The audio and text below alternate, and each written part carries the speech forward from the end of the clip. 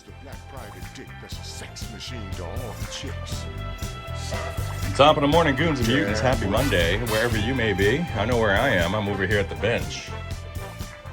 And I'm dealing with some gnarly issues here on this old SVT-CL, or classic, as they say in the old nomenclature.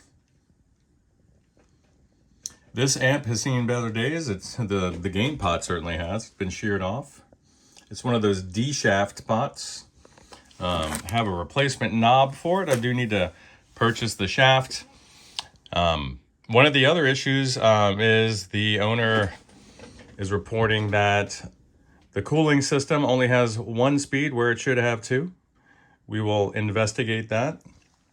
And as I look through the lens here, I can see the faint outline of what would appear to be a dust ring caused by a fan on this grill cloth. So we'll get that going.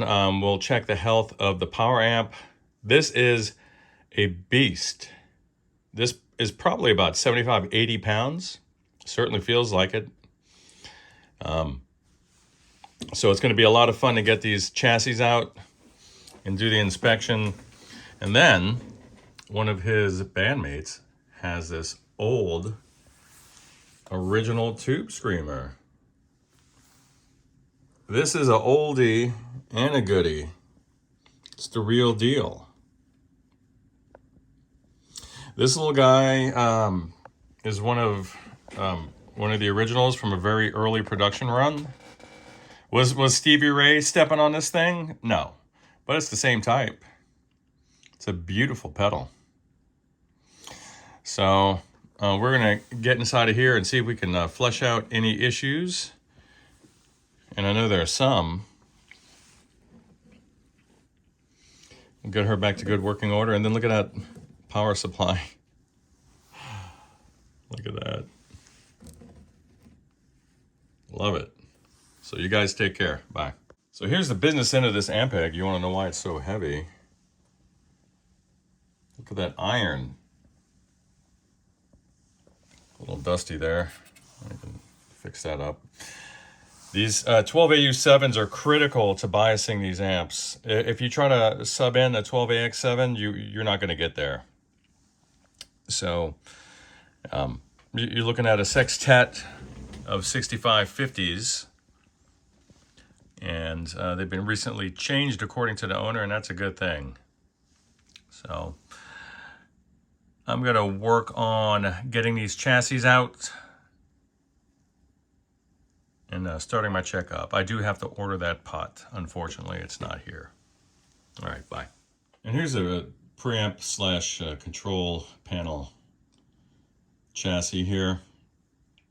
It is resting on an item, not just hanging by the wiring harnesses. You want to pay attention to where all the leads go.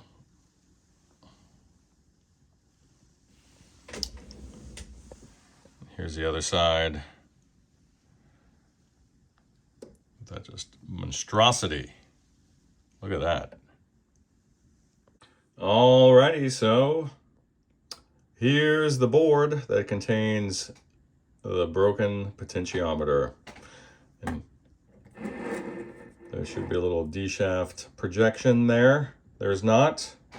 This is all we got, pardon the squeaky chair.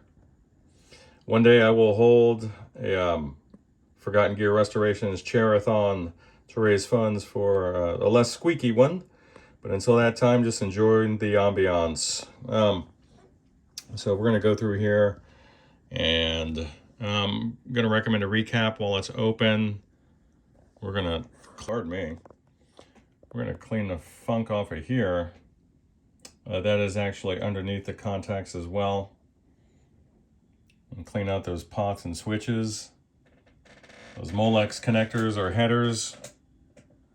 Get her going.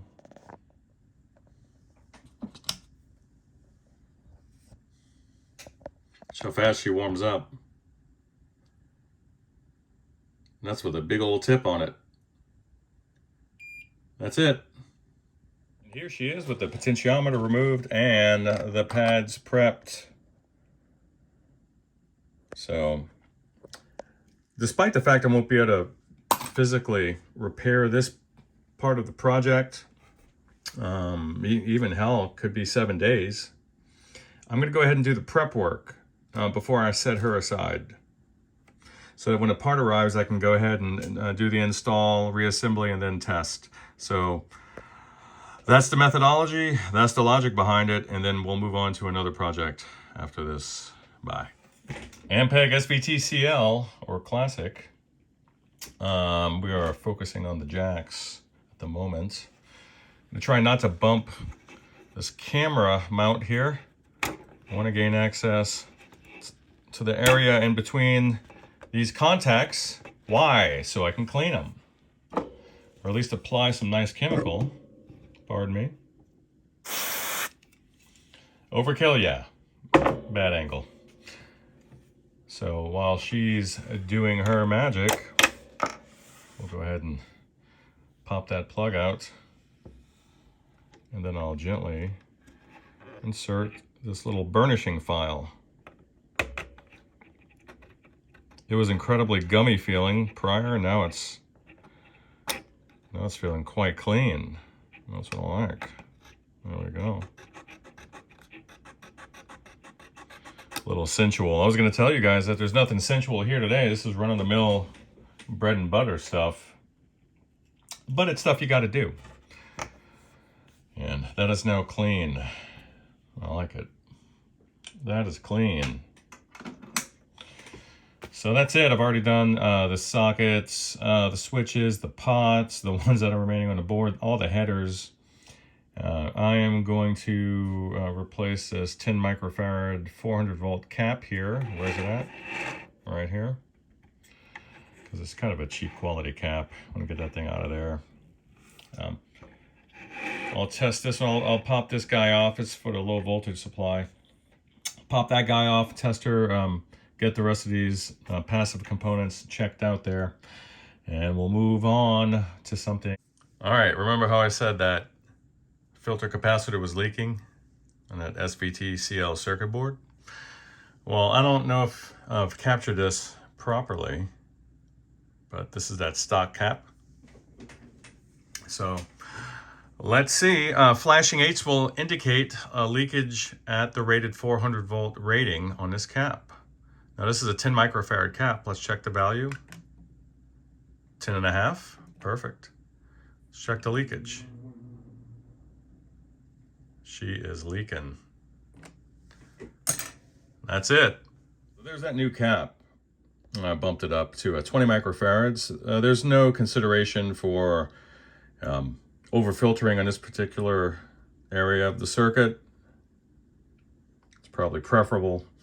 So this is gonna hurt some feelings. There's that cap again. And this is a very expensive ESR meter.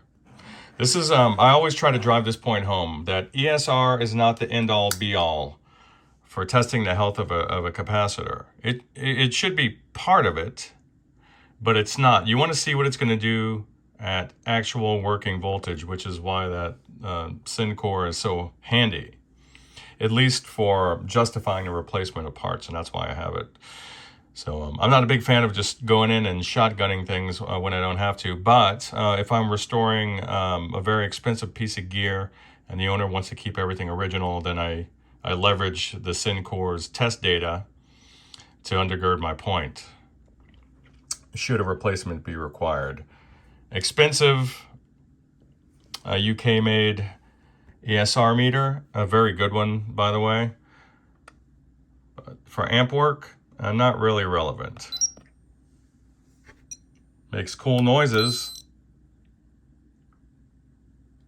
This thing is showing the cap value being 1 microfarad off from where my SIN core Z meter is. That has been calibrated. This thing showed it as being 10.5 prior, and the ESR was 3.5 prior. Let's run that test again. So it's not going to return super consistent results, but when you're looking at a tenth, then it's not really that big of a deal. So not bad. You wouldn't really justify replacing the cap based upon these measurements. So that's the point.